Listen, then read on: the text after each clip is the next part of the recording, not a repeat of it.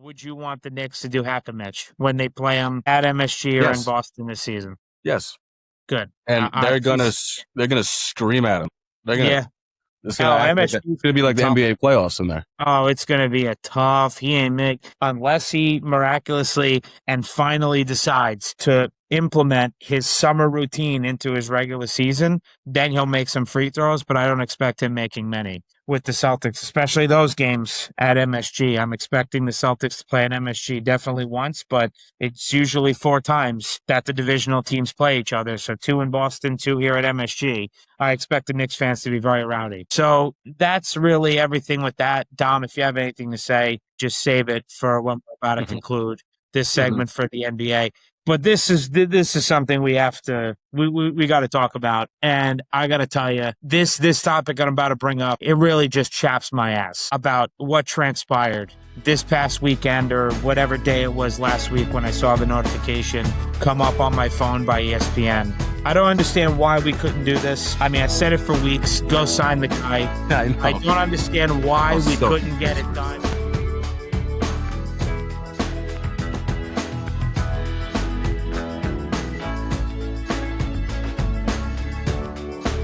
Ladies and gentlemen, welcome back to the FTB podcast. I'm your host, Chris Gulick, alongside my co-host, Dom Savino, where we will discuss the week that was. The football preseason is about to come to an end as the Jets and Giants will square off for the Soupy Bowl. Invigorating, I know. The Mets playoff chances look nice, but we will explain why Mets fans should look towards the future. The Yankees are winning, but the injuries are becoming very worrisome. The Knicks are still on their championship high, but we got one problem with the front office at the moment. We let you know what that problem is in a bit, but first, do me a favor, take a seat. Let's talk.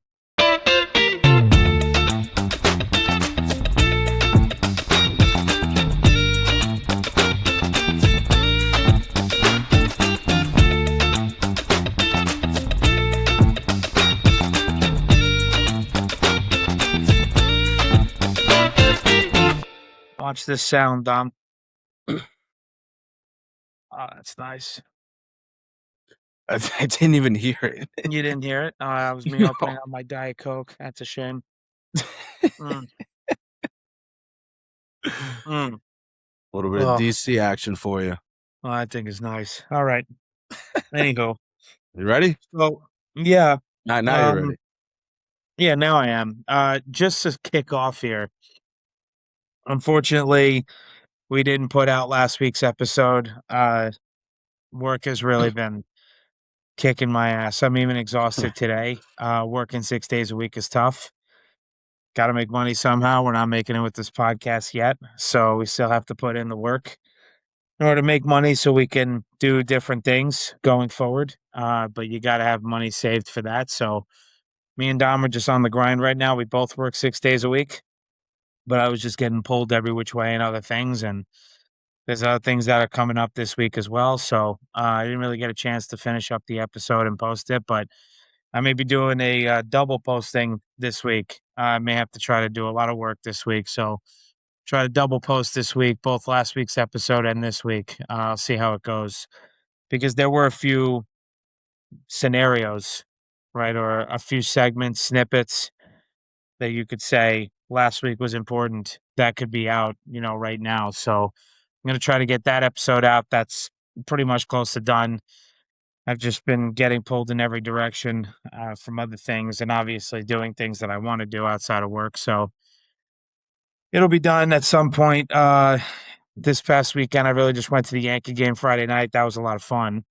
It was me, my cousin, my uncle, one of my buddies from Long Island, my mom, and her friends. So it was all 6 of us in a nice box suite at Yankee Stadium through my mother's mortgage company. So it was great. It was a good time. I even asked Tom if he could come, but low staffed at the job. He couldn't take off. But other than the Friday night game where they beat the Blue Jays, it was a pretty chill weekend, but that Friday night was a lot of fun. Dom, how was your weekend, pal?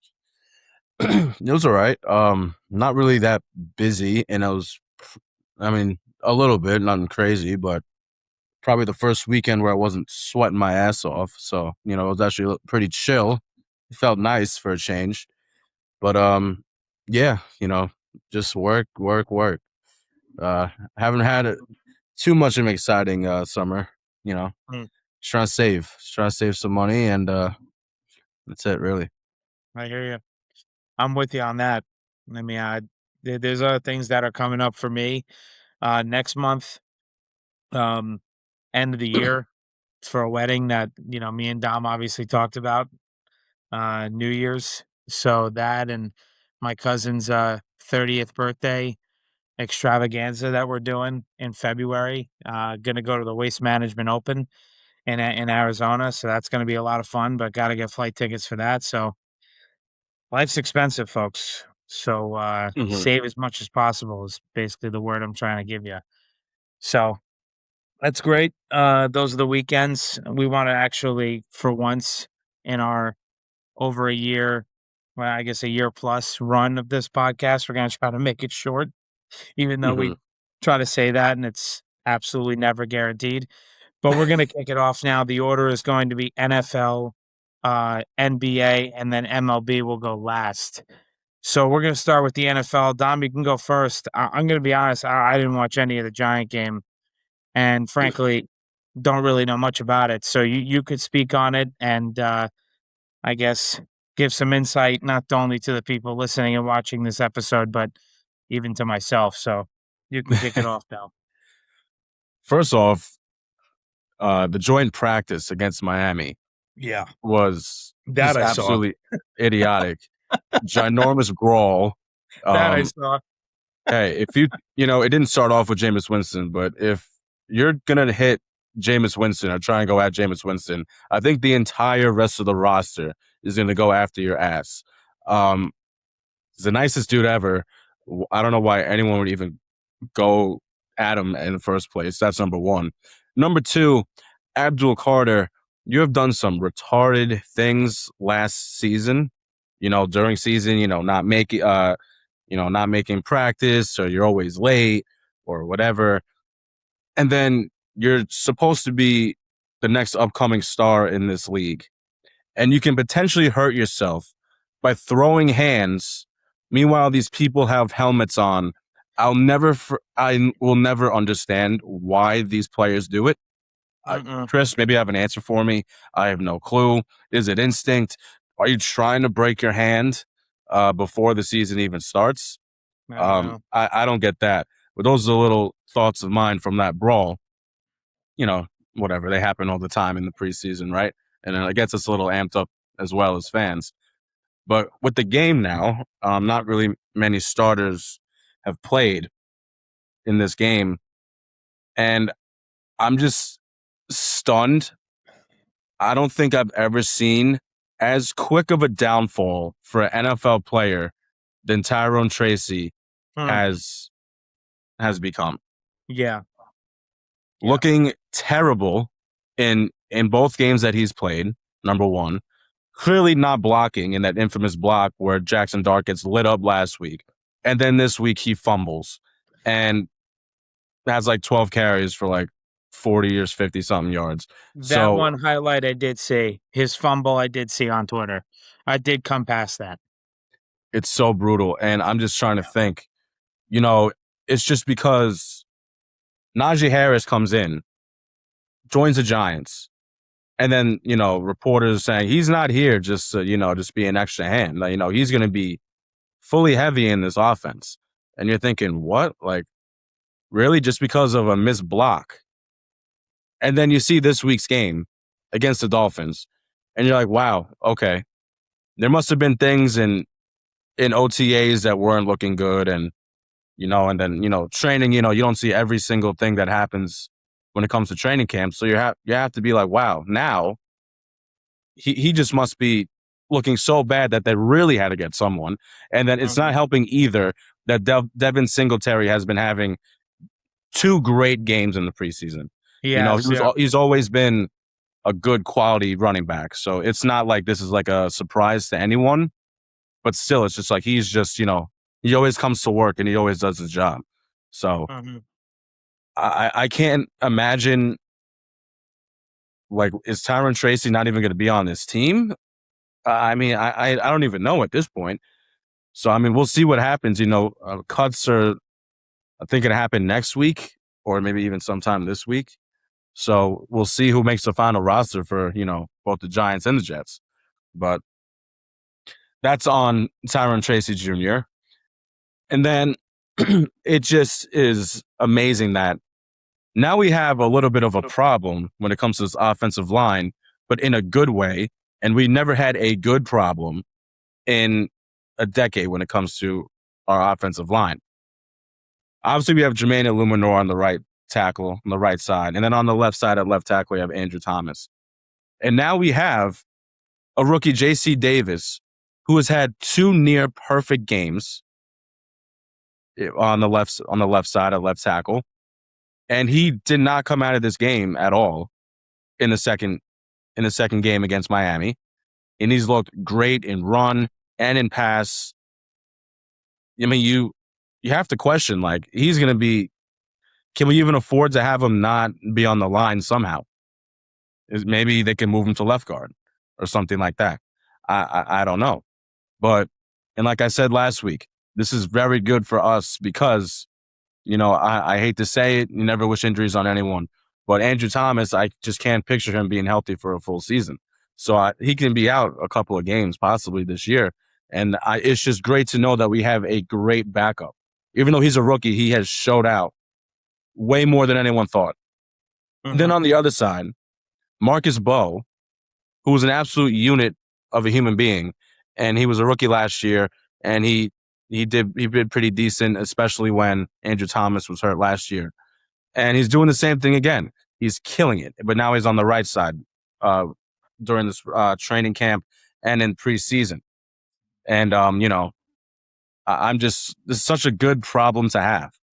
So we'll see how everything turns out with, like, the cuts and who's going to play where. And maybe is even someone going to be transferred to center.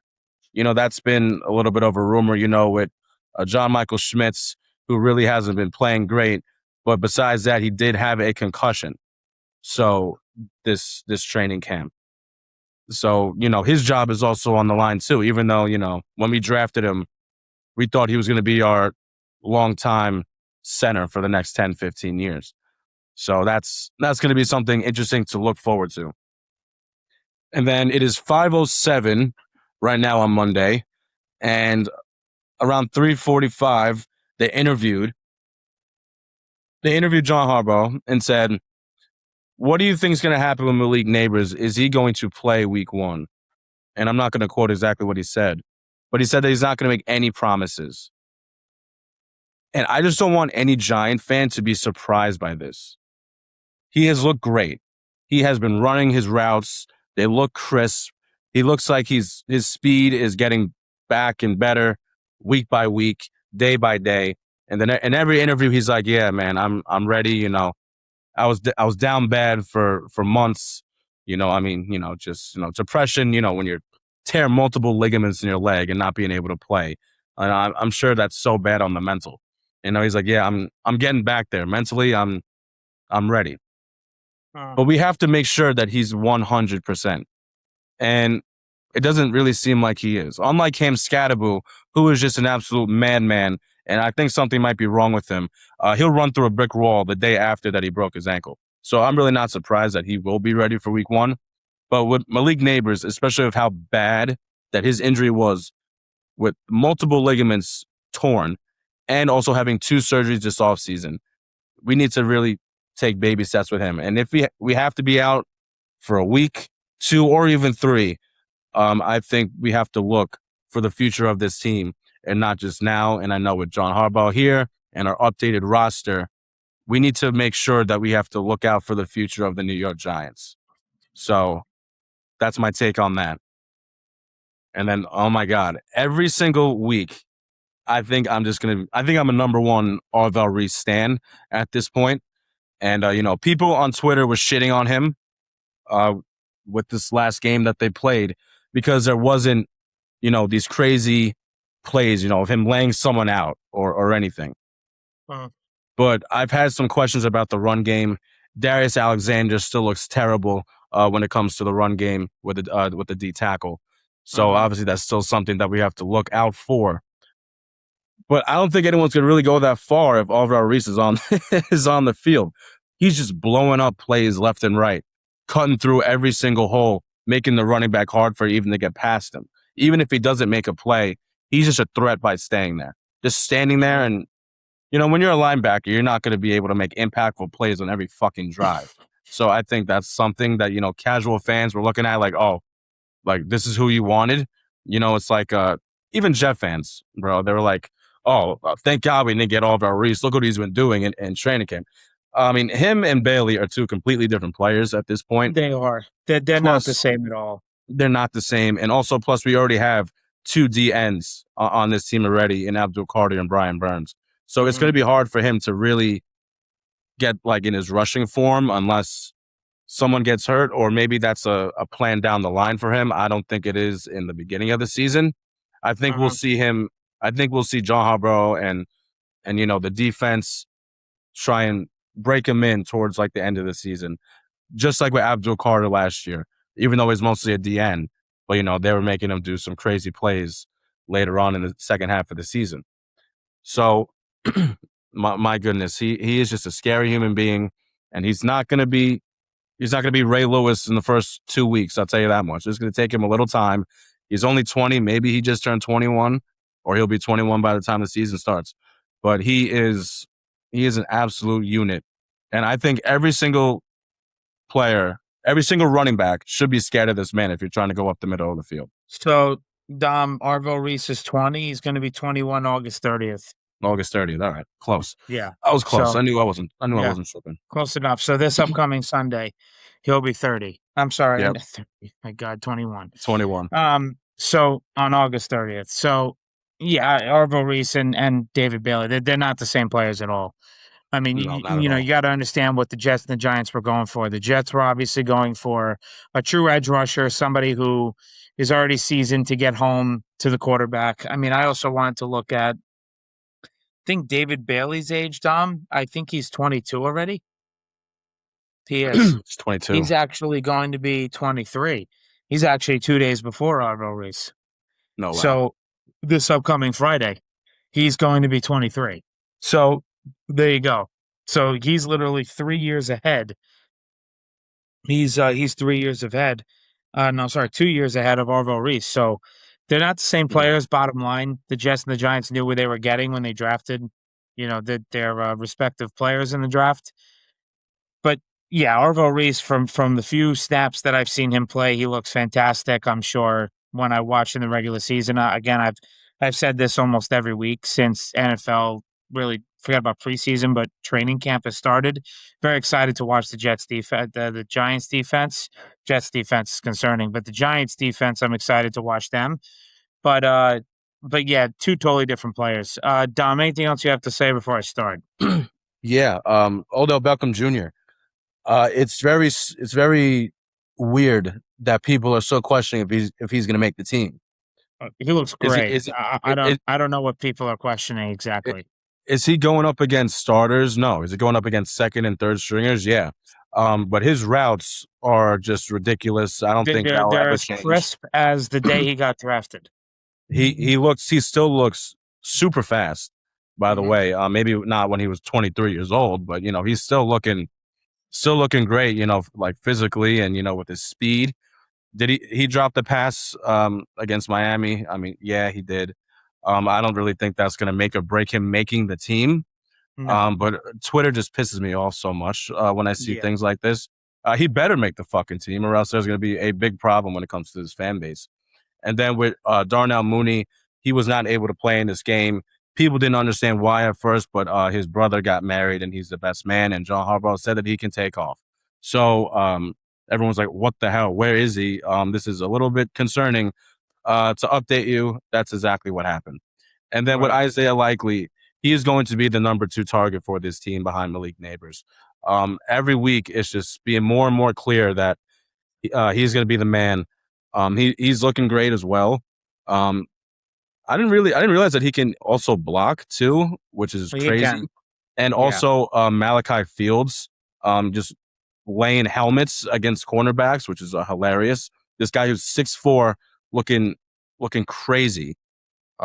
We got no two. We got two receivers who can block, basically. So that's going to be good for our run game. But other than that, it's preseason. It's preseason.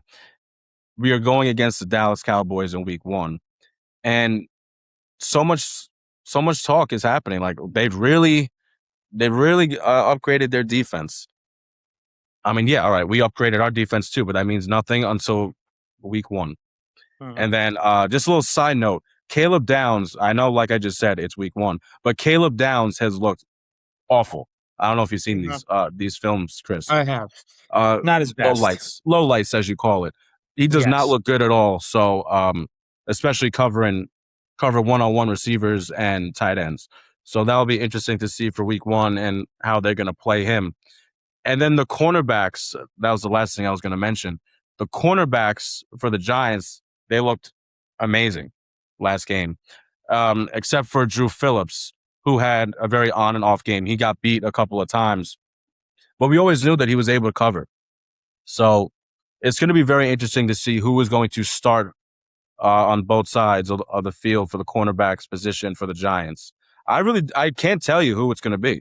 I have no clue. Is it going to be rookie Colton Hood? Is Deontay Banks going to win the starting job again? Paulson Adebo, I still have concerns about him. So we got to see what's going to happen Week 1. Yeah, there's always questions at this point. It's interesting you're in the middle stage, right? Because the first 2 weeks of preseason have come and gone. You really only I mean, back when me and Dom were younger, there were 4 weeks of preseason. Now they trimmed it down to 3, except if you play in the Hall of Fame game, which the Jets did 3 what was it, 2 years ago, 3 years ago? I think it was 3 years ago, the Jets played the Browns at the Hall of Fame game. If you play that game, then you play 4 weeks, but I mean, even then, it's not the same. And now you're playing 3 weeks of preseason. 2 weeks are done. This is it. I mean, we're on to the last week of preseason, and then we go on to Labor Day weekend, which, you know, teams kind of rest up, get ready for the week 1 season. Maybe they have a few practices here and there, but the season this year is starting early. It's starting Wednesday, September 9th. So not as much time as usual, but there's only one preseason game left for every team. So this is the time now where, things are in serious question and front offices really have to start putting their pen to paper and start situating their rosters in such a way. So we'll see how the Giants do.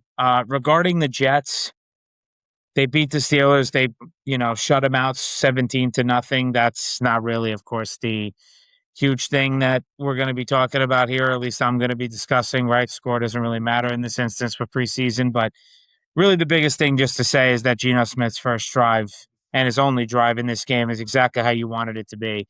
7 for 7, 65 yards, a touchdown to Jelani Woods, and 144.9 rating.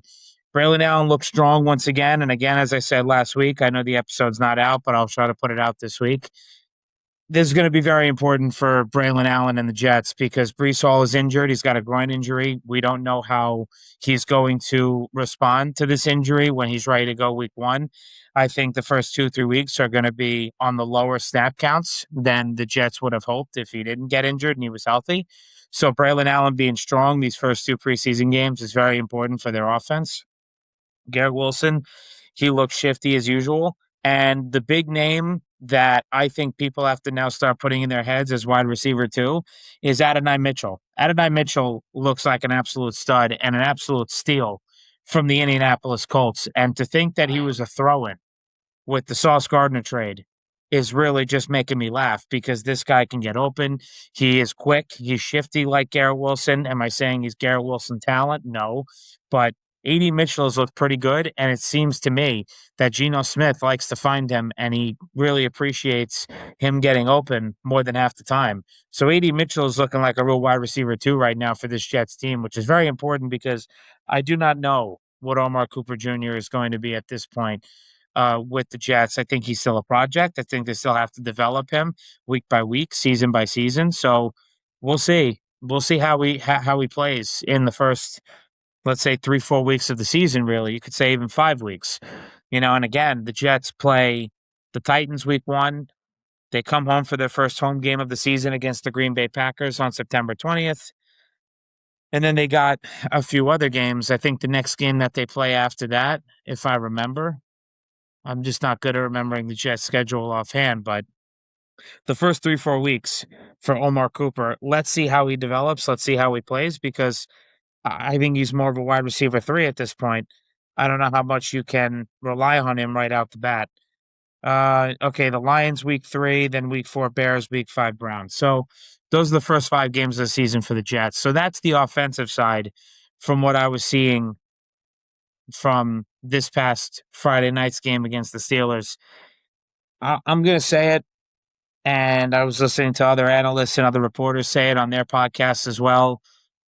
I am very, very concerned about the defense.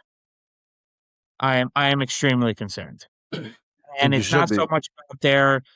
it's not so much, Dom, about their defensive play against the Steelers this past Friday. It's just looking at the roster in itself. It, yeah, there are certain areas that maybe I feel more confident and worried, but all in all, as a whole, you just can't sit here and tell me that you're confident in the Jets defense going into the season. Did you say something, Dom? I didn't hear you before. No, I was like, yeah, you should be. And I was gonna say the same thing. It's just who you have out there. And Yeah, that was we've been saying this since March when, the first 2 days of free agency, and you're like, this is who we got here? Is this like a retirement home? Like this is yeah, not this is not looking good on paper. So no, no, no, definitely not. I mean, I'm pulling up right now the Jets depth chart. So offensively, right, Geno Smith, Brees Hall, he's obviously questionable now, but he should be ready to go for week 1. Garrett Wilson, wide receiver 1, wide receiver 2, Adonai Mitchell, wide receiver 3, Omar Cooper Jr., tight end Kenyon Siddiqui hasn't played at all this preseason. I was kind of hoping on a whim that he would play against the Giants this upcoming Friday night. We still don't know if that's the case. At least we have Mason Taylor behind him. He looked good in that opening drive from Geno Smith this past Friday night. Fullback Andrew Beck, and then left tackle to right tackle Olu Fashanu, Dylan Parham, Josh Myers, Joe Tibman, Armand Membu. From what I'm hearing too about Olu Fashanu, Dom, I'm hearing that his strategy and his offensive game plan in terms of his own position and I guess, I don't know, his talents have gone down a bit. And one person said to Connor Rogers, it has seriously regressed or, gone down. I mean, that is something that definitely worries me. I think he'll be fine.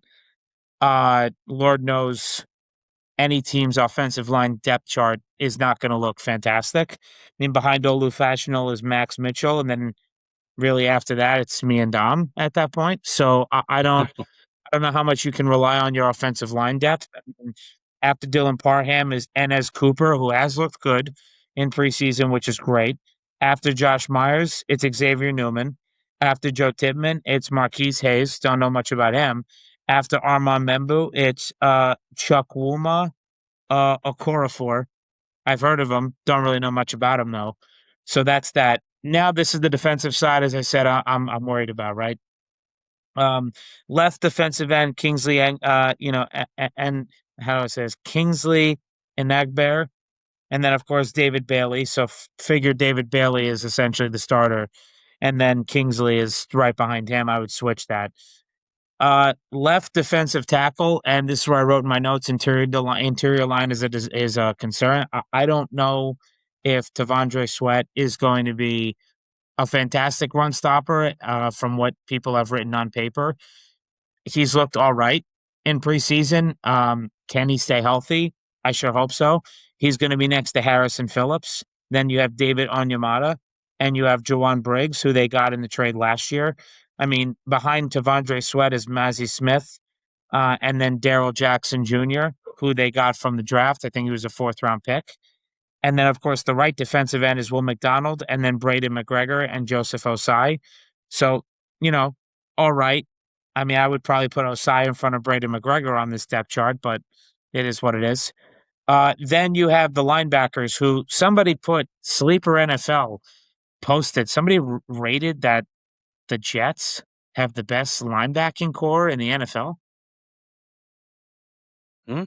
I mean, I saw that today. I was like, please tell me you're a diehard Jets fan.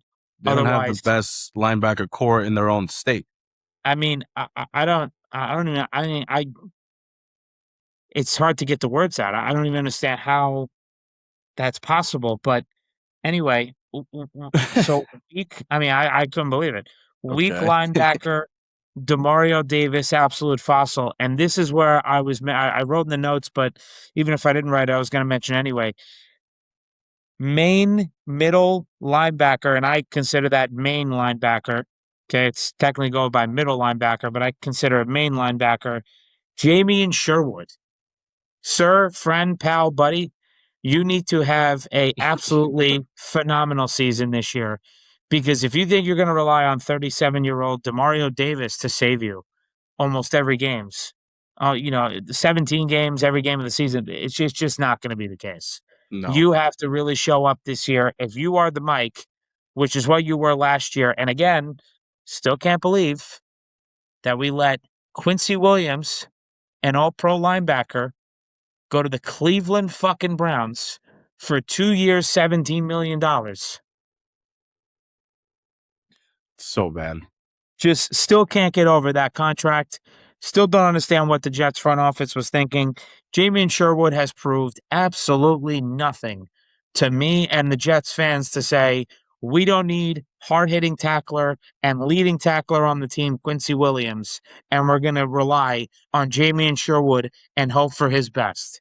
That is a terrible, terrible, more of a failing idea from the Jets front office.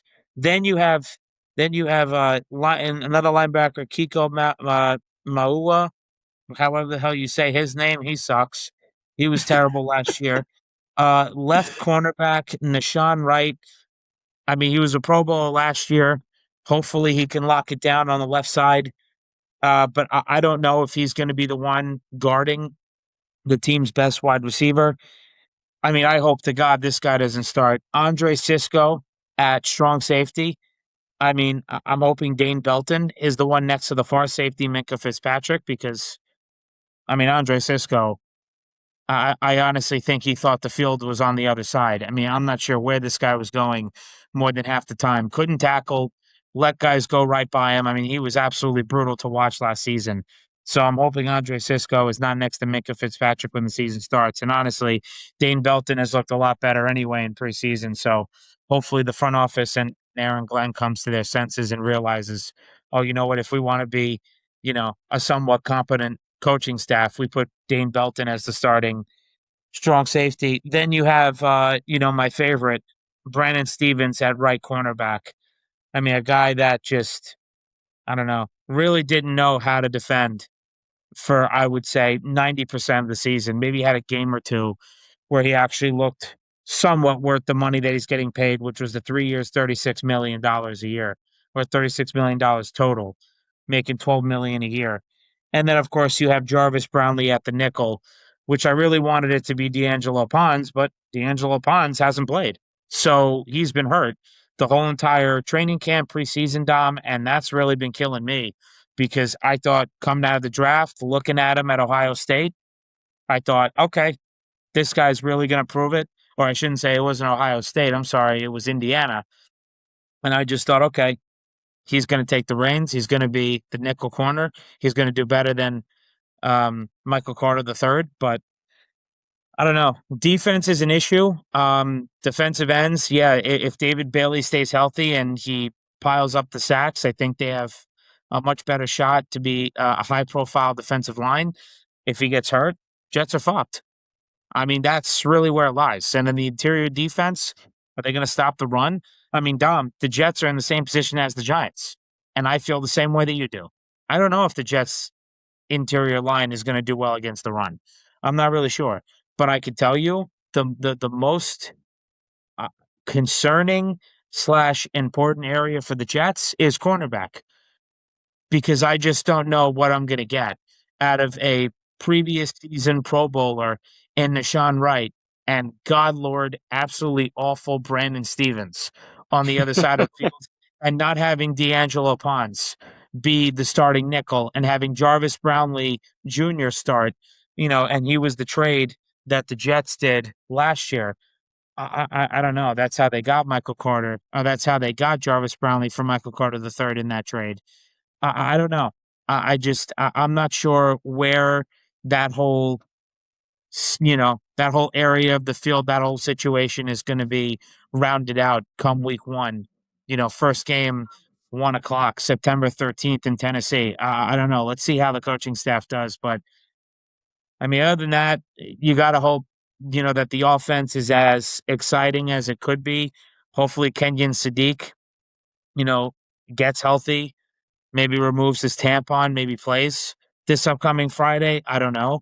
I mean, I would like to see the fucking kid play. He got drafted to play, not drafted to be a cheerleader.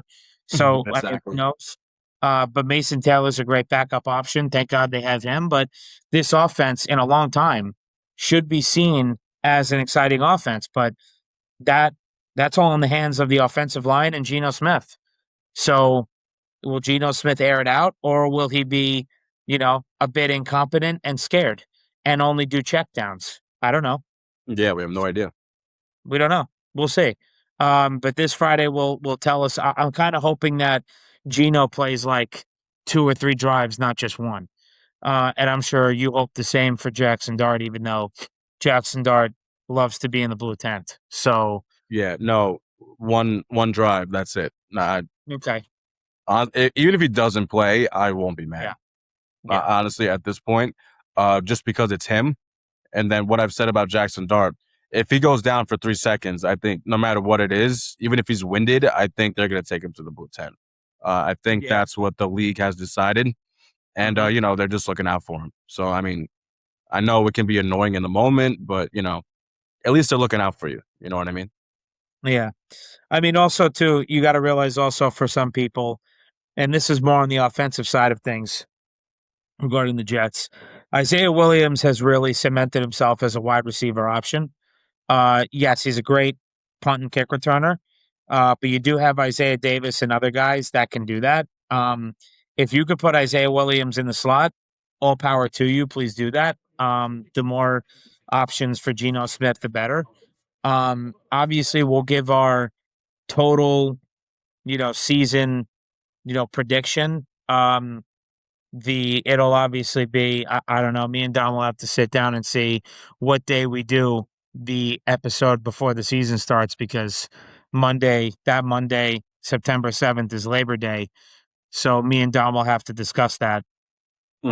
But that last episode before the NFL season officially kicks off, we will give our season prediction and what the record's going to be, and we'll go through each game and say if it's an absolute win loss, and say who will not play well, who will play well. We'll situate it somehow, but yeah, I mean it's getting close. But Isaiah Williams could be a slot wide receiver for the Jets. I mean that could change, but that's something to definitely discuss and talk about. So that's everything I got to say about the Jets. Tom, do you have anything to say about the Giants before I move on to the next league? So I just realized I didn't. I woke up very late today. I didn't realize Malik Neighbors, he had a no contact jersey on throughout all training camp. And Mm. today was the first day that he wasn't in one. They did So, say I did see a tweet the other day. Think it was Friday, maybe Saturday, that they were looking to shed the red shirt off of him yeah, and have today him was be the in first day. contact drills. Okay. Yeah, so let's, positive sign. But like I Mhm. said, don't be surprised if he doesn't play week 1 or even week 2. Okay. Hmm. That's interesting. All right. Well, that's everything with the Jets and the Giants and the NFL. Now moving on to the NBA. Not really much to say here. We already went through the schedule in the episode last week. I obviously gave my time frame of when the Knicks really have to put pedal to the metal and what the hardest stretch is going to be. You can go back and look at the episode. I'll just tell you and the explanation. You could watch it in the previous episode. The time that I said was from December 1st, including the NBA Cup playoffs. However, the Knicks play, however they deem to play in those, you know, group cup games, including the NBA Cup playoffs from December 1st to January 14th, is going to test the Knicks' mettle in that stretch for the regular season. And that stretch of games will tell me how the Knicks are going to be for the rest of the season because they have a lot of road games in December.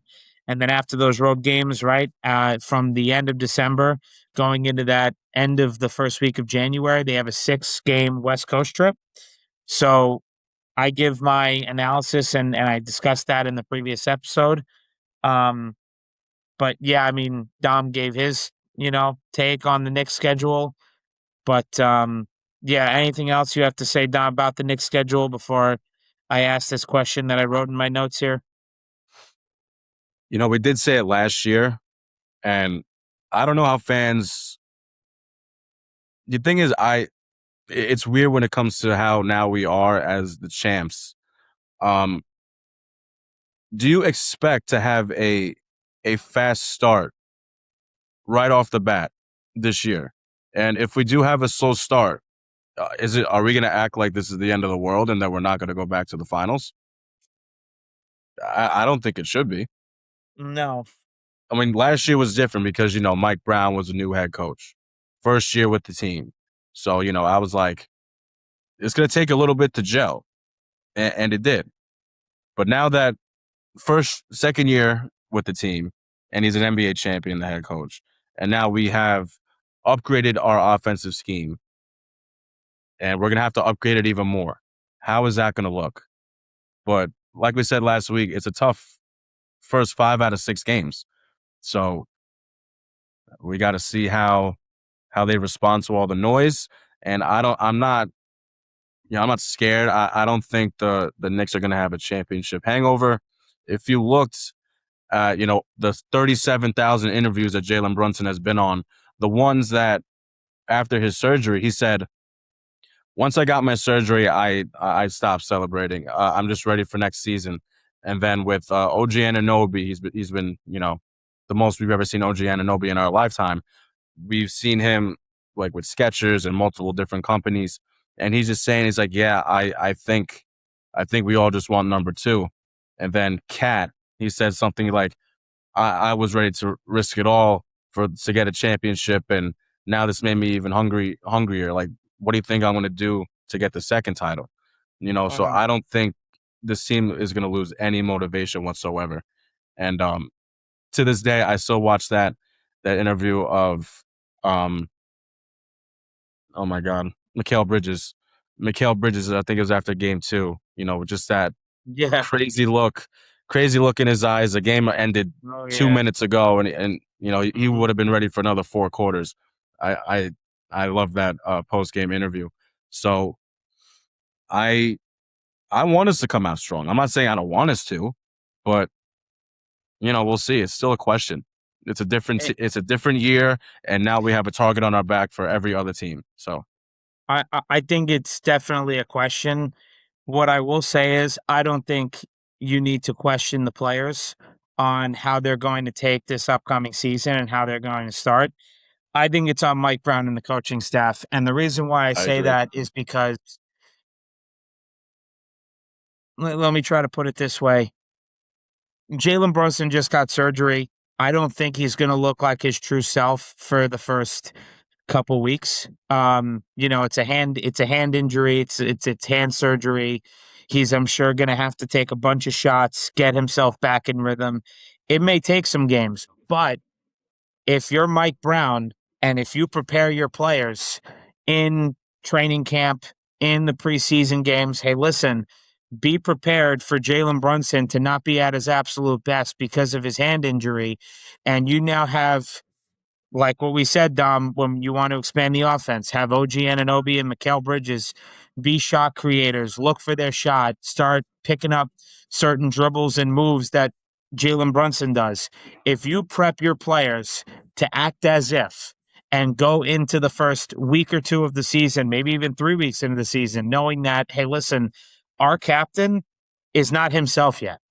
He's not all there. If you prep your players with that mindset and you expand your roster with now OG being a point guard, Mikal Bridges being a point guard, even Josh Hart, all these guys looking for their shot and have Jalen Brunson be more of the old fashioned point guard assist guy than a premier top of the line scorer, Knicks are going to be just fine. If they don't prep that way, unfortunately, they're going to lose some games to open out the season. Yeah, I'm sorry. They're Mhm. going to open the gate with some losses. It's going to be on the coaching staff. The coaching staff needs to know what they're getting into. They need to know that Jalen Brunson is not 100%. He's not going No. to be himself yet to start the season with the hand injury. You need to get your players not just physically but mentally ready for your captain to not be maybe captain clutch for the first week or two of the season. Someone else is going to have to do it. Mhm. So that's the one thing that I will say. The coaching staff is going to be the difference of the Knicks getting off to a hot start or getting off to a cold one.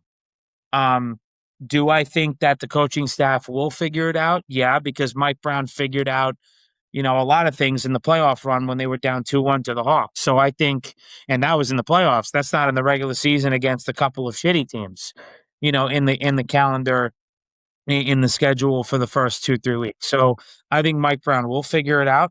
I think he'll realize and he'll obviously see Jalen Brunson in training camp and say, yeah, we may need to form up some sort of offensive game plan where we're not relying too much on Jalen Brunson and these other 4, 5, 6 guys in our rotation are stepping up. Even like a Landry Shamet, Miles McBride.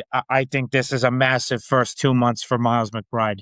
I think Deuce needs to really have a good first 2.5 months. Otherwise, he is good as gone. Yeah, I he's don't see gone. much thinking around. He needs to have a good first 2.5 months.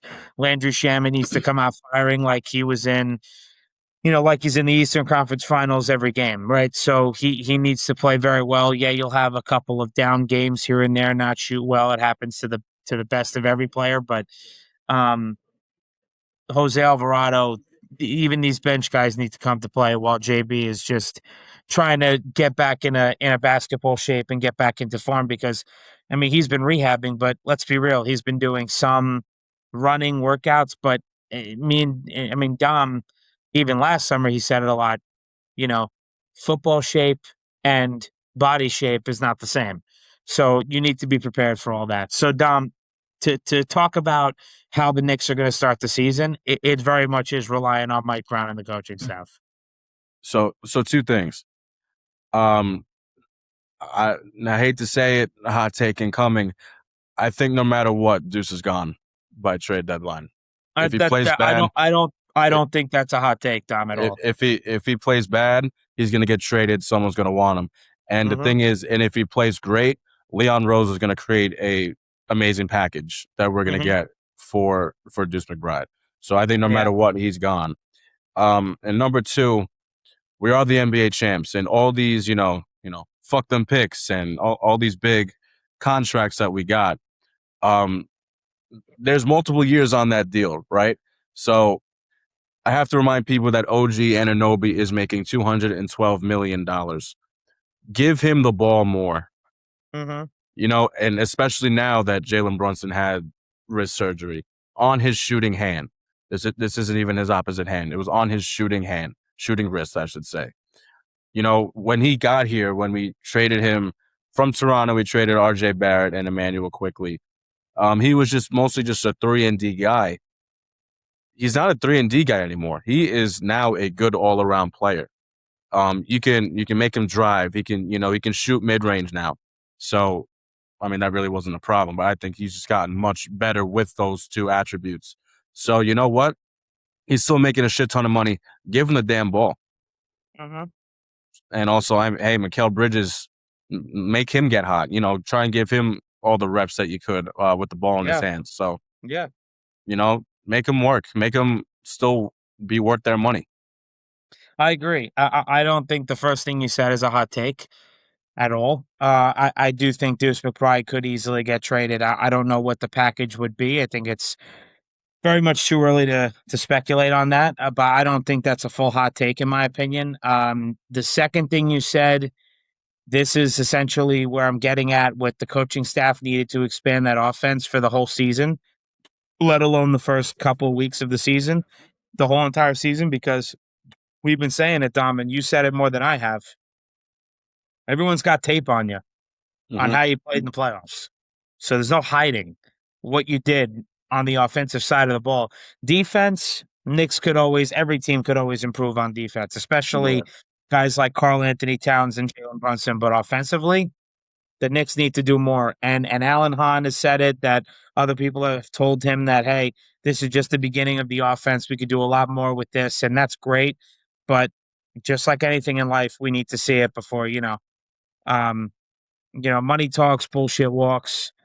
That relates to OG Anunoby's money, having him be more of a shot creator and a point guard and be a little more versatile on offense. So yeah, I mean the money's there. You gotta prove your worth a little bit more when you make that kind of money. So yeah, that's what I would say. And I think you make a very valid point with Deuce McBride and OG and McHale, for their offense this upcoming season. So the question that I have written here, Dom, who do you think is going to be the biggest issue for the Knicks in the Eastern Conference if all teams are fully healthy? If all teams, I mean, this is.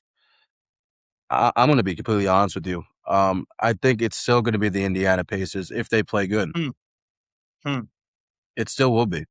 okay. It all depends on how Tyrese Halliburton is. Um, I know he did have some health issues in the offseason. I haven't been keeping tabs on him. I don't know if he's good or if he's not any or whatever. I'm sure he's working out. He's been working out for over a year now. So I'm sure that he'll be ready to go. And they still have a deep team, the Indiana Pacers. And honestly, I feel like that's what we had to we had to copy them in getting a good bench. And, even same with OKC, it's like, just getting a good bench and getting a good all around team. I mean, that's why they beat us in the back to back years with the Pacers. It wasn't Uh, because of their starters, it's because of their bench. And, they still have a good bench. And Pascal Siakam and Tyrese Halliburton are still going to be a great duo. And I don't think anyone's talking about them. I think no one is taking them for granted. So I think it'll be them. I mean, no matter what, I think Philadelphia will give us problems. But I think our biggest one, if everything pans out with the Pacers, it will be Indiana. And when it okay. comes to So, Miami, I mm, I just I still don't really see the hype. no. So I'm reading it here, and it looks like Halliburton's going to be ready to go. Yeah, From what I'm reading, he's participating in 5-on-5 workouts and playing regular pickup basketball without limitations. So yeah, I fully expect Tyrese Halliburton to be fully healthy, ready to go. I think that's a great answer. I'm not gonna lie, I actually have to look at this team's roster real quick before I give my answer because I gotta make sure. Yeah, okay. Let me see here because I know one guy is gone. Let's see. Do, do, do, do, do. Okay. So it's just one guy. Okay. I'm not gonna lie, fully healthy with what I saw in the playoffs when they were fully healthy and they should have won that series against the Pistons and they didn't. My answer is the Orlando Magic. yeah. They're My Don't sleep my on them I either. I just think the Orlando Magic have so much talent with Franz Wagner and Paolo Banchero leading the group, and then you have guys like Jalen Suggs and Desmond Bain. Mo Wagner was the guy that they traded away, so he's gone. They still have Jonathan Isaac who can get up there. Tristan Da Silva was lethal behind the arc in the regular season and the playoffs. He was. Wendell Carter is a serviceable big. Um, Jamal Cain, serious hops. Anthony Black, good off the bench. And I just think they have a strong rotation. I think they have a strong roster. And if the Magic are fully healthy, they're a problem. I They think are. they're a serious problem. They are. Shout out to our boy T. He's been saying this for all year Yeah, that once they're healthy, they're going to be absolutely lethal. yeah, And Paolo, I'm sure he's going to get better and better every year. I don't think he's for really going to sure, have a down year. So, for sure. Because really, once Franz Wagner went down, and the Magic blew that 20-point lead at half against the Pistons, I was like, "Yeah, this is a wrap. This is over." I and was like, "Yeah, I don't." even Jalen Suggs too. He was hurt all year. Yeah, yes, So, he had serious cramping and leg injuries. Yes, so again, if teams stay healthy, Dom's going with the Pacers. I'm going with the Orlando Magic. We'll see how, both of those teams start out the first month or two of the season. That'll be interesting. But those are our takes. And the question again was who will be the biggest issue for the Knicks in the Eastern Conference if all teams are fully healthy? Dom goes with the Pacers. I go with the Magic. Go ahead, Dom. and if you haven't realized from the answers that we just said, the Celtics ain't going to be shit. So, No, no. And I read a tweet and it was from a video on Twitter. I read it to Don before we started airing the episode. Jason Tatum's father said that he expects the Knicks to go back to back and win the championship again this year. He said the Celtics roster currently is shit, which I don't totally disagree with him. His son is right now strapped with old ass, inconsistent, crippled Paul George yep. on his team. So Podcast P. Jason Tatum, podcast P, podcast P. But yeah, Jason Tatum's father, he's speaking facts, and that's not really me being a biased Knicks fan. Go look at their roster. I mean, if I pull up their roster, Dom, right now, and I haven't seen the Celtics roster really at all recently. Celtics 2026 roster. Let me just see here because I know it's not great. I know they got some guys like yeah, hold on. All right, so they have Mike Conley, Luca Garza, Paul George, Hugo Gonzalez, Ron Harper Jr., Sam Hauser, Dylan Mitchell, Peyton Pritchard, Nemias Queta, Mitchell Robinson, of course, Baylor Shireman, who was looking lethal in the regular season, I will admit. He was a sharpshooter even in the playoffs. Jason Tatum, Jordan Walsh, Derek White, Amari Williams. But you're going to tell me that's a scary roster? No, it's not. Not a Ew. chance. Not a chance. Even with our No old shot. pal Mitchell Robinson being the starting center, don't see it. Hell no. And let me ask you a question, Dom. Are you doing Hack-a-Mitch this season? Every team should. I don't care about the other teams. As a Knicks fan, would you want the Knicks to do Hack-a-Mitch when they play them at MSG or in Yes. Boston this season? Yes. Good. And they're gonna scream at him. They're gonna Yeah. it's gonna Oh, act like MSG it's is gonna be gonna be like the tough. NBA playoffs in there. Oh, it's gonna be a tough. He ain't make unless he miraculously and finally decides to implement his summer routine into his regular season. Then he'll make some free throws, but I don't expect him making many with the Celtics, especially those games at MSG. I'm expecting the Celtics to play at MSG definitely once, but it's usually four times that the divisional teams play each other. So two in Boston, two here at MSG. I expect the Knicks fans to be very rowdy when Mitchell Robinson is at the free throw line. So that's really everything with that. Dom, if you have anything to say, uh, anything else to say, just save it for when we're about to Mhm. conclude this Mhm. segment for the NBA. But this is something we have to we got to talk about, and I got to tell you, this topic I'm about to bring up, it really just chaps my ass about what transpired this past weekend or whatever day it was last week when I saw the notification come up on my phone by ESPN. I don't understand why we couldn't do this. I mean, I said it for weeks. Go Oh, sign the come on. guy. I I know. don't understand why I was we so couldn't get confused it for a done. second.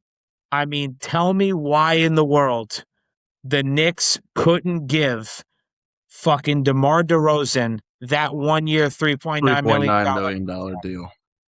Can Oh, somebody tell me why we couldn't do that? That is Tell me. so I awful. mean, so we decided to bring back fucking Jordan Jordan Clarkson. Clarkson. Can't play defense to say, hold on, Dom, I'm not done. He couldn't bring back Jordan Clarkson to say he can't play defense. If you put my 94-year-old grandfather in front of him, he'd probably get a bucket. I mean, you can't tell me, you can't give me a sufficient answer, a clear reason to why the Knicks didn't decide to give that 3.9 million to DeMar DeRozan. And now the Denver Nuggets got him. Leon, what the fuck, man? I mean, honestly, why? I don't care that he's 37. The guy is a mid-range assassin and he plays 10 times the better defense than Jordan Clarkson does. He averages 20 points a season. I mean, Why would you not want that on your team? the last decade and a half. I think the lowest the guy's been averaging is 18, 19 points a game. That was this past year. Yeah, I don't understand it. I don't get it either. I mean, anyone plays better defense than Jordan Clarkson. So you still want that shit defense on this team? I don't get it. I mean, what Jordan Clarkson had he went off against his former team in Utah. He had good games in the Cup. I think he did good on Christmas as well. I mean, there really wasn't like a whole bunch of games where you're like, wow, like we really needed Jordan Clarkson on this team. I mean, it really sunk my stomach the day that I looked at my phone and I saw the Denver Nuggets and DeMar DeRozan have agreed to a 1-year, $3.9 million contract for the 2026-27 season. I immediately texted Dom and I said, I mean, we couldn't We fucking couldn't. do this. No, I really don't understand. Does anybody understand how lethal the Knicks offense would be? And hold on a second, folks. For the 2-3 weeks that Jalen Brunson's not going to be himself with his hand injury, guess who can be a point guard and who can shot create? He's been doing it since he got drafted by the Raptors in 2009. Guess who can shot create and make every mid-range shot possible? Oh, wait, that's right. God, I forgot. DeMar DeRozan. Yeah, I mean, I really don't have an answer for you, Chris. I really don't. There are very, very few times, Dom, where I sit here and question the ethics and the movement of Leon Rose. Unfortunately, today's the day. Yep. I agree with you. I mean, I think it's funny. I think people forgot about him because of how long this has been going on for. I didn't. I mean, this forget about him offseason, one day. I mean, like for us, right? This offseason, I feel like has felt like 6 months. I mean, this has felt like one of the longest summers ever, considering that we won a championship. But people, I mean, every other team has been making moves. And I was very surprised that it took this long for DeMar DeRozan to get on the team. Why? I'm not. I'm sorry to cut Just you because off. of his I'm age? sorry. Just because of Yes, his age? his age, That all and makes listen, sense. I'm going to relate this to a regular job. When you have a job, and then all of a sudden, let's say you stole from your job, right? You stole, let's say, I don't know, let's keep it small in this sense. You stole $10,000, right? There's obviously other cases where people have stolen millions, but you stole $10,000. Your company found out, they fired you, and now you're trying to get a job. And now they're like, well, look at the risk that we're taking on if we hire him. Not saying DeMar DeRozan did anything wrong, but generally, when you get bought out by a team at age 37, forget about just the age, but you got bought out. People start to speculate. They start to skepticize, right? They're like, is there something that went down there? He's 37. Is he even going to take a close to a vet minimum deal for 1 year? I mean, Dom, you said it yourself. You didn't expect him to because of all the money that he was making with the Kings. But we went over what it was going to be if he got bought out, how the money was going to spread out through 3 seasons. But I'm telling you, when you get bought out by a team, especially at that age, 37 going on 38, or is it 36 going on 37? Regardless, whichever one it is, people don't rush to go sign you unfortunately. Just like a job, if you stole, they don't rush to hire you. So, yeah, he just turned 37 the beginning of this month. So that's the thing. I'm not surprised it took long.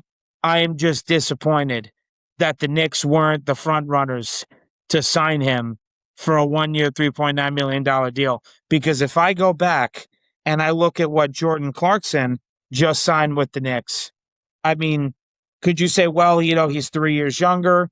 Okay, yeah, sure. Jordan Clarkson just turned 34 during the finals. But if you look at the contract, 1 year, 3.876 million. I mean, what are we talking about? An extra $25,000? I mean, seriously? Come on, man. Yeah, That's what we gotta say. I'm just gonna leave it at that, yeah. at least from my end. Dom, you can say whatever else you want. I mean, if I had to guess on why, I don't know, I'm just thinking about it now. Maybe I still think the East Coast was still too far for him. I mean, now he's in like the middle of the country, so that's what I can think. And maybe it's also the NY taxes. Could be it too. And yeah, I know California, right? I know they have the high taxes just like we do, but Yeah, that's they're his home. higher than New But York. but that's his home though. You know what I mean? Like that's his home. So that's like that don't really. He's used to that. He don't really count. He'd rather. Those are the two things that I can think of. The funny thing is that he started his career on a team that was not even part of the United States. I mean, that wasn't his choice though. Yeah, but he didn't want to get traded.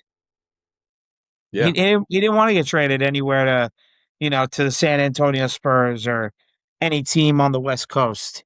Hmm. That's why I don't know if I'm buying all that, "Oh, he didn't wanna be on the East Coast." I mean, listen, you're not in his shoes, right? So who knows what he was exactly feeling, but I don't fully buy that. I just think the Knicks just kinda once they said, "Screw it, Clarkson's 3 years younger.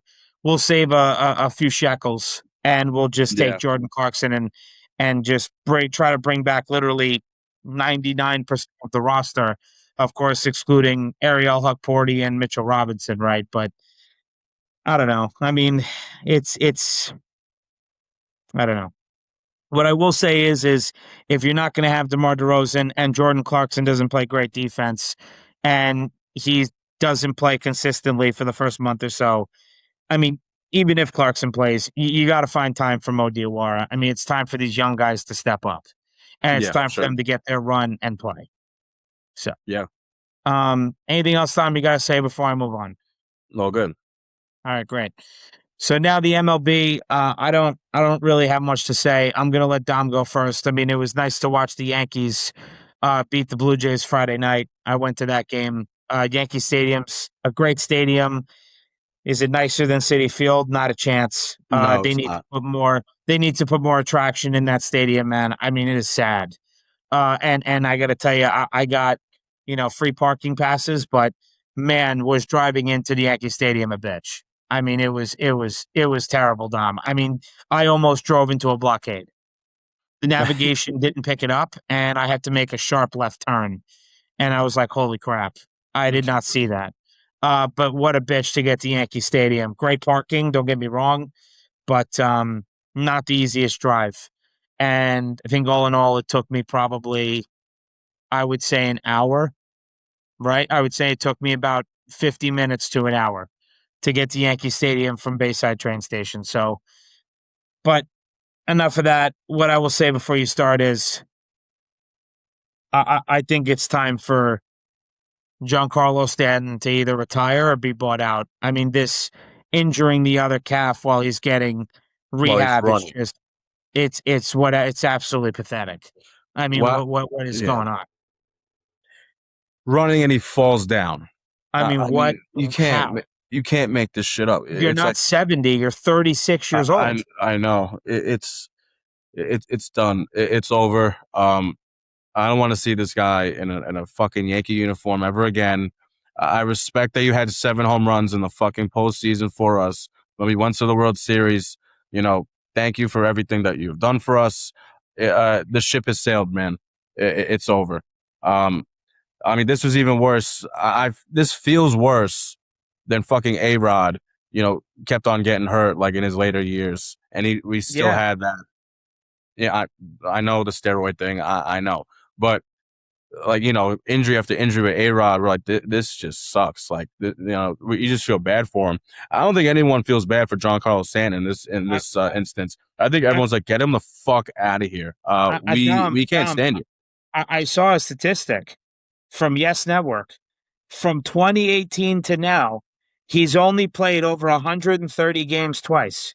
Yep, 2018, and or no, it was maybe 2017 with the Marlins, either 17 or 18, and 2021. That was it. that was it. That's Mm. insane. That's just that's like Anthony Rendon with the Angels type bad. No, this is fucking Joel Embiid. This is Yeah, yeah, this that is too. awful. Yeah, true. This is so bad.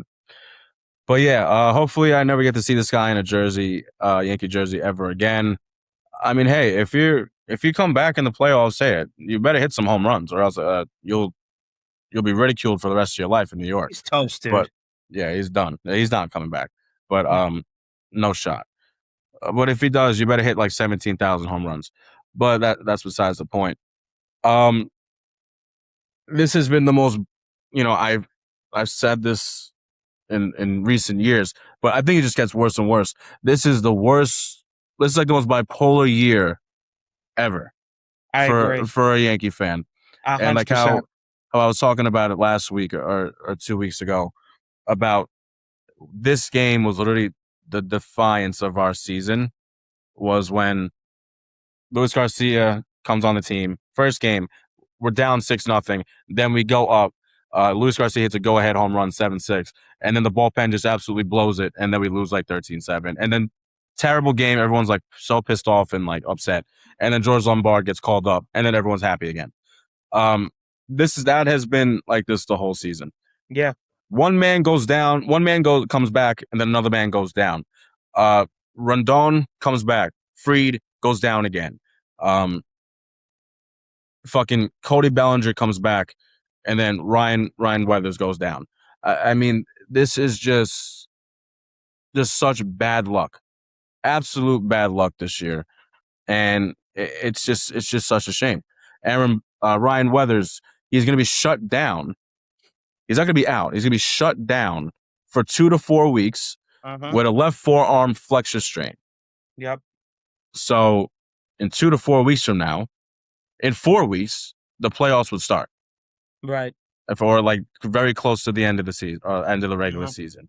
So it's like one of those two. Maybe the wild card might start.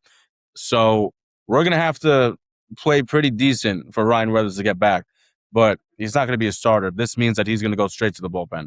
I cannot see him coming back and then be able to throw 6 innings. He's gonna be. I don't know what he'll be. He won't be a closer, obviously, but he'll be some type of relief man for however long it's going to be. So we'll see when it comes to that. Yesterday was Cody Bellinger's first game back.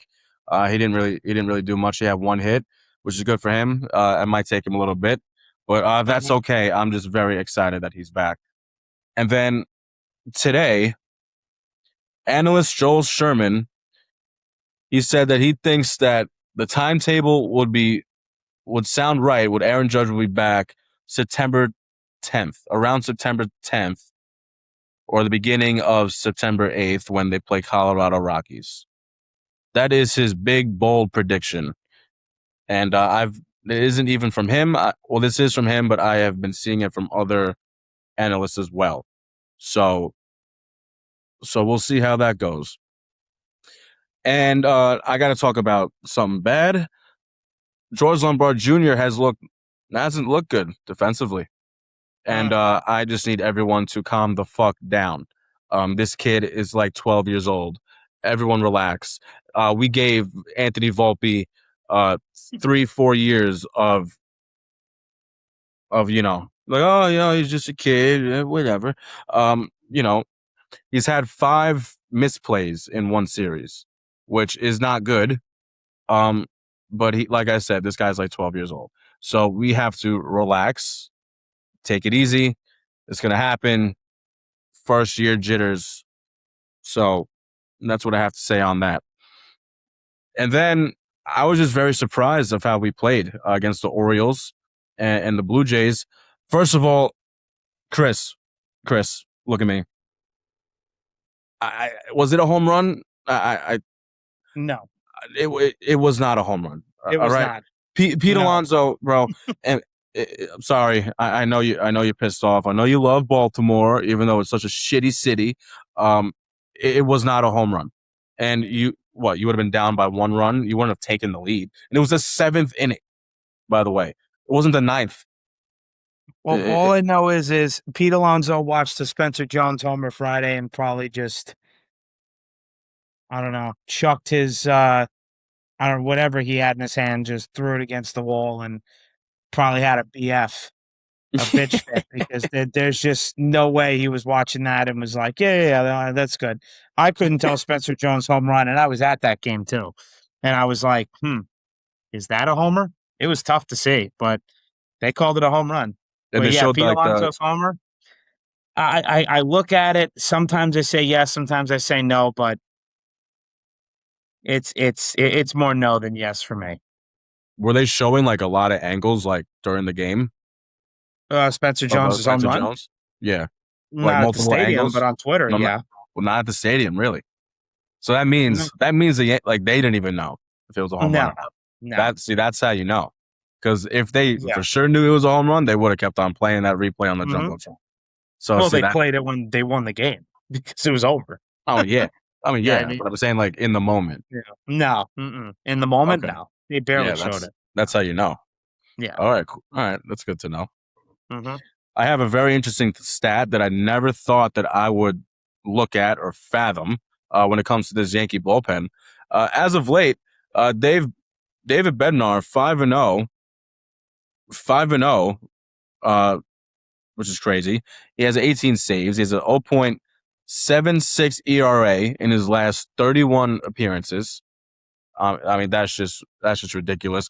I mean, he's Yeah. been going off, and I feel bad for him because they've been treating him like a dog of how they use him. They're using him every fucking day, it seems like. So I really feel bad for this. The last 27 games, Chris, Paul Blackburn Here we go. is fucking. This is insane. 0 earned runs in 25 of his last 27 games, and has a 0.72 ERA.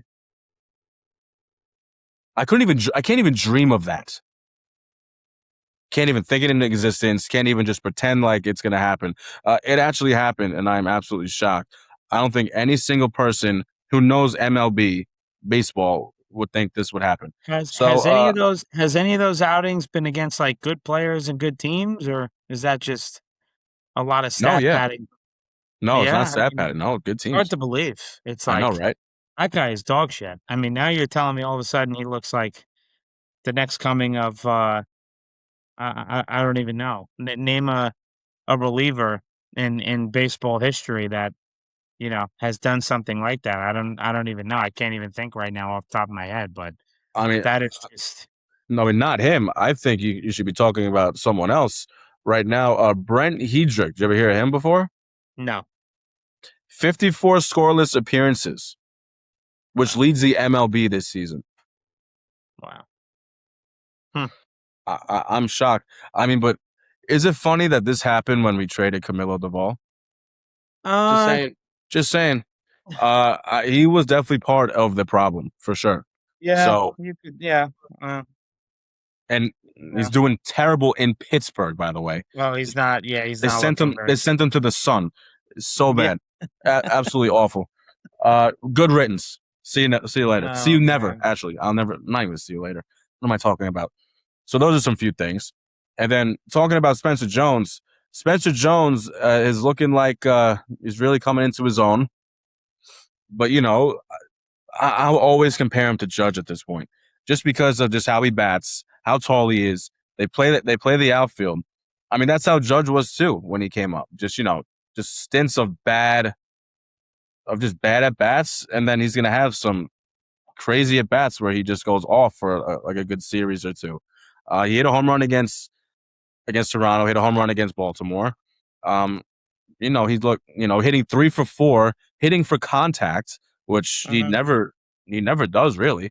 So that's always a good sign because also, like again, it was like same thing with Aaron Judge. That was our main concern. Everyone knew that he can hit the shit out of the ball, but was he able to get contact? And now he's actually hitting for contact, which I never thought I'd see, at least not this year, maybe next year.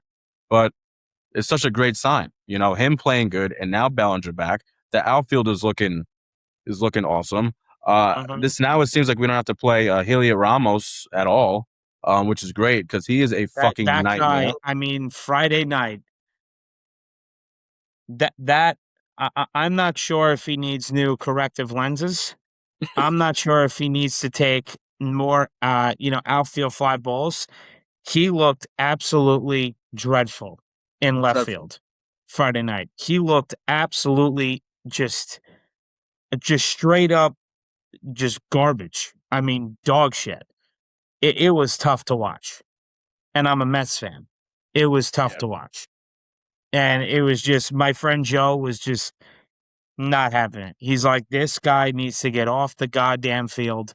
I do not wanna watch this guy swing a bat." He's got, like, 3 hits since Yeah. he's came over from the Giants, and he can't play left field.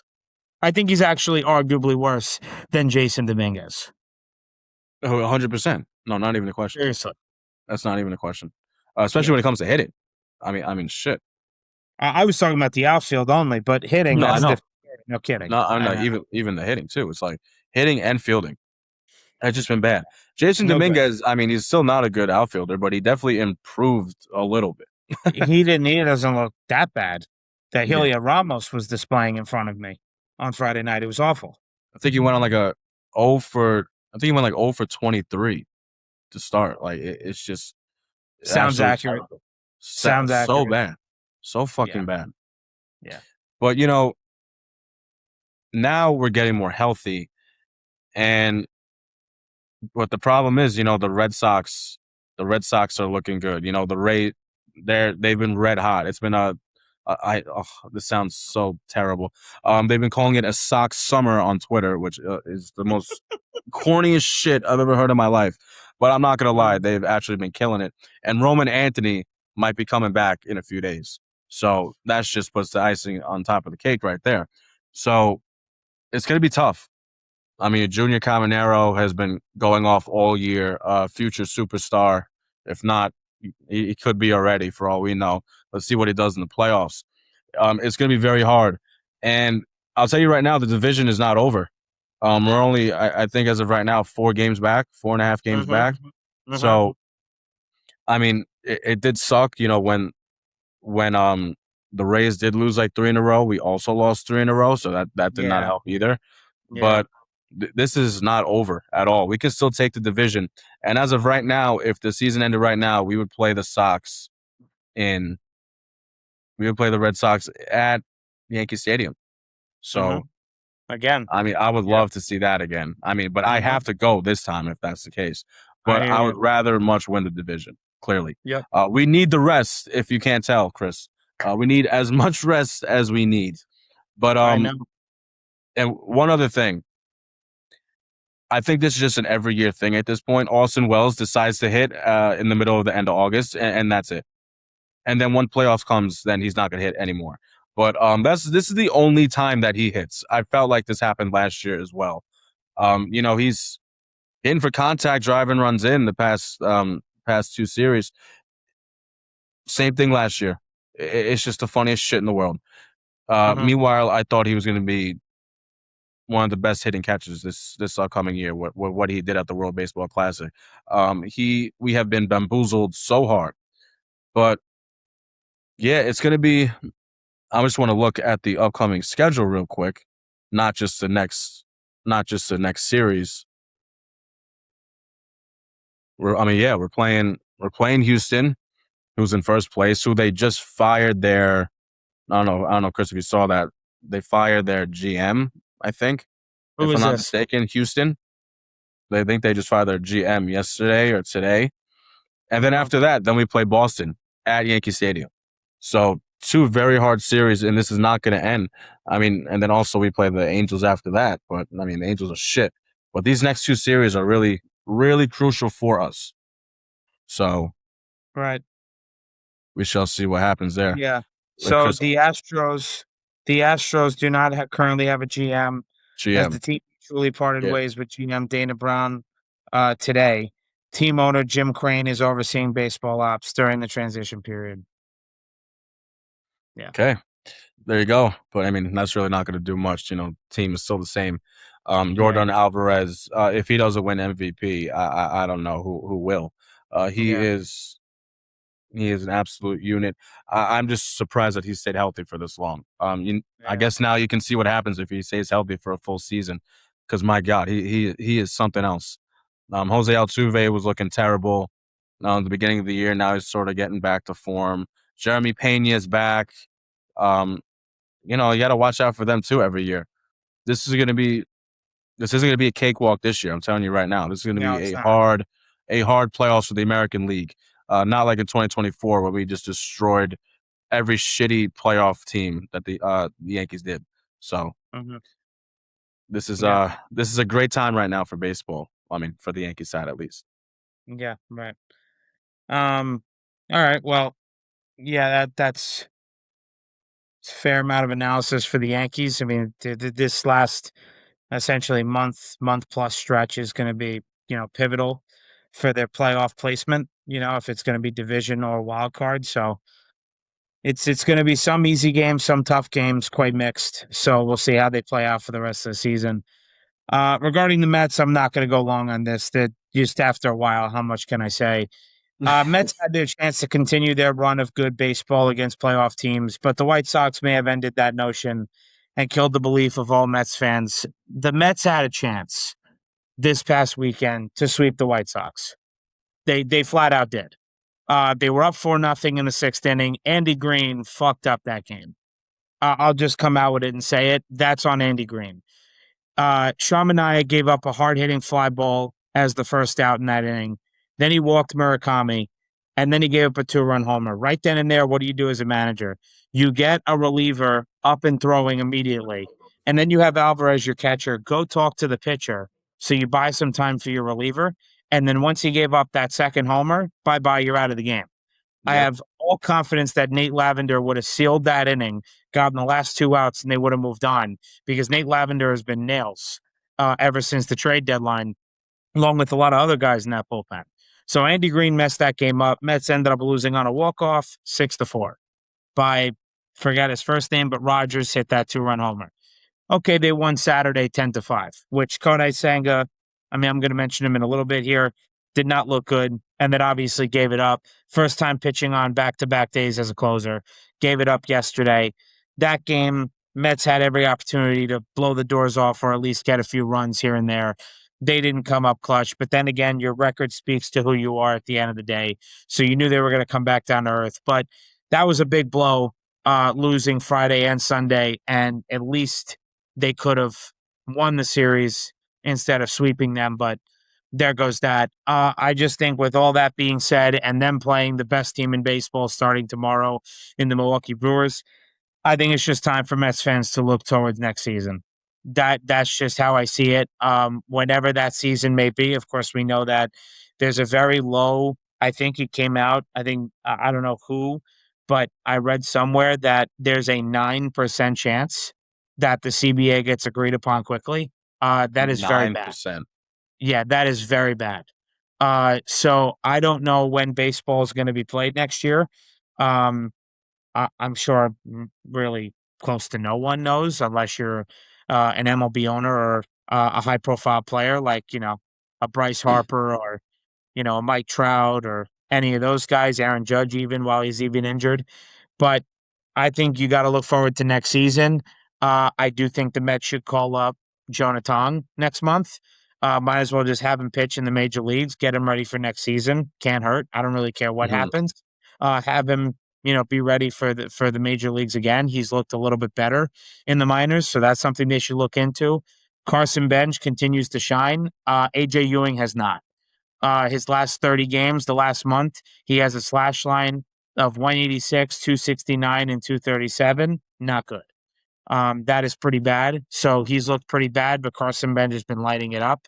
Killing it. Uh, from what I've seen the past week, Kodai Senga, I think he's as good as gone. I just don't see him having an answer anywhere. And my brother made a very valid point yesterday. We were watching the game at my grandfather's house. This last month is essentially tryouts for Kodai Senga for his spot on the roster next season and going forward. This last month is tryouts. If you can't show something as a closer or a reliever out of the pen, take care. Here's your one way ticket to Japan. I just think you should be gone. I don't think you should be here anymore. Beating the Padres was a nice series win, but once again, the Mets had their chances against the White Sox and arguably should have swept them.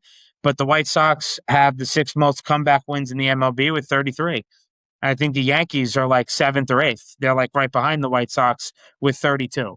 Mhm. Um, so the White Sox are a good team this year. They're going to win their division. I say that wholeheartedly. They look like a very gritty, hard nosed team, like the 2024 Mets were around this time 2 seasons ago.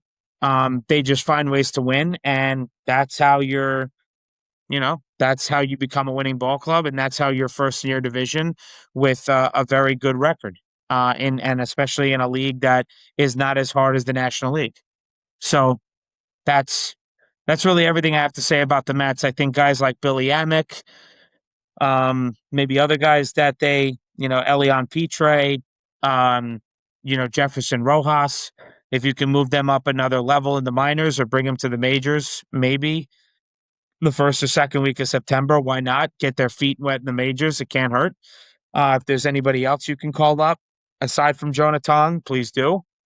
I'm not saying one series, should totally dampen your mood as a Mets fan, but you made your bed, you got to lie in it. I mean, the Mets put themselves in a massive hole, and let's be real, from the start of the trade deadline to the end of the season, the last a month and a half, 2 months, you really can't lose series if you want to make some sort of run. It looked nice, but that White Sox series was a serious dampening. And you're going to Was tell me they're going to win 2 out of 3 against the Brewers? I just don't see it. no, I don't see it. So they're not, and they're not even playing Mizorowski this week, Dom. So I still don't see it. So that's really everything I have to say regarding that. Um, maybe I'll speak more on it next week, but that's really everything I got, Dom. yeah, no, same with me. It's just like I said, it's just going to be two real hard series this year, and this might factor into how if we're going to be in the wild card or we're going to play in the division round we'll play Houston, and then we're going to play the Red Sox. Yeah. And, most likely, so actually, wait, hold on. I just want to see. Yeah, most likely Roman Anthony will be back against the Yankees. Hmm. So That's that's tough. really that's going to make things a little bit worse too. So That's tough to hear. Okay. yeah, Well, that's everything regarding the MLB, Mets and Yankees. Now we're gonna do take a seat. Let's predict. Dom, you go first. We're gonna keep this rapid fire. Yankees this week, they play the Astros at home, 3 games. Both Mets and Yankees are off tonight, and then they play the Red Sox, the aforementioned Red Sox, for 3 games for this weekend. How do you see the Yankees playing this week? I think we're gonna. I think we win 2 games against the Astros, and if Roman Anthony comes back, we could be cooked. So I think I'm gonna say one. How many games? 1, 2, 3, 4 games. We could possibly even just win 1 game against the Red Sox because they've just been so hot. Mhm. So I'm gonna say 3-7. Okay, 3-7. What do you mean, 3-7? 3-4. Sorry, I was gonna say, sorry. I was like, no, not even 3-4, dude. It's 6 games, so 3-3 or No, they played 4 games against the Sox. 4 games. No, really? Yeah, Wow. So they play next Monday. because it's a doubleheader. It's a makeup game from June 6th. So on the Uh, 29th, they're playing a doubleheader. the 29th, they're playing a double. Oh, I see. I didn't see that. Hmm. Okay. So 3-4. Okay, wow. A 4 game set. You think they're only going to win 1 game? The Red Sox are just too hot, and even the Astros Wow. are good too. So Okay. All right. So 3-4 for Dom. For the Mets, simple. I'm going to say they win 1 game from both series, so 2-4. I don't think they'll get swept, but I think that White Sox series. It's nice that they have a day off today, but I think they got hit hard emotionally on that. So Dom goes 3-4. I go 2-4 for Yankees and Mets respectively on the week. Episode wrap up, Dom. Anything else you got to say before I wrap up today's episode? So, just such an inconsistent year. And like, after that prediction I just said, you're probably like, even off those stats that you just mentioned, you're like, why are you still lowballing? This is how it's been. Like Jazz looks good 1 second, and then the next second he looks like he never hit a baseball before. Spencer Jones is still inconsistent. Cody Bellinger just got back from injury. Max Fried is hurt now for I don't know. He might just be hurt for 15 days allegedly. Let's see if that's actually true. Ryan Weathers is hurt now. Rodon's back. What's going to happen with Rodon? Even Schlittler had a few bad outings this year. So, even if he had some good outings, there's still no run support. So you really can't just be like, oh, they've been playing good. They're going to go 5-2. I can't say that. I just can't. I'm sorry. With the Knicks, I'm just very excited for this season to start. No motivation will be lost. And they're coming right out the gate with a hard schedule. So let's see what happens. I can't wait to see that banner raised and seeing them get those rings, and seeing LeBron watch the banner get raised. That's going to be very nice for my mental health. And football, once again, the cornerback room is going to be a big factor in how our season is going to be. And same with our interior linemen, same thing, but it just does not look good at all. Mhm. And with this offensive line, the best problem we could ever have is having 2 good left tackles and 2 good right tackles. So let's see how it goes. I'm very excited. A couple more weeks and football's back. Yeah, I hear you. For me, I would just say for the Jets, just try to play competent football. Give us an offense that is exciting to see. I mean, that's obviously something we haven't seen in a long time. Defense is going to be a concern, but if they could try to play some sort of competent football, I think that's the most important thing. Regarding the Knicks, it's going to be on the coaching staff to really expand this offense in order for them to come out hot. That's going to be the most important thing, with Brunson obviously recovering from his hand surgery, and I don't think he's going to be, completely himself starting out the first, couple weeks of the season. And then, of course, the Mets, just look forward to next season. That's Mm-hmm. really what it is. I mean, just get ready for next year. That there's not much that you can do at this point now. That White Sox series, losing that series was pretty tough to deal with and witness. So that's everything I could say on that. That's kind of how I'd wrap up everything at this point. Dom, anything else you got to say? All good. All right, fantastic. Well, that's going to do it for us today. Thank you to everyone for tuning into today's episode of the FTB podcast on either YouTube, Spotify, or Apple Podcasts. Be sure to like this episode and subscribe to our YouTube channel so you never miss any of our shows. See you folks on Tuesday. Peace. Thank you, everyone. I appreciate it.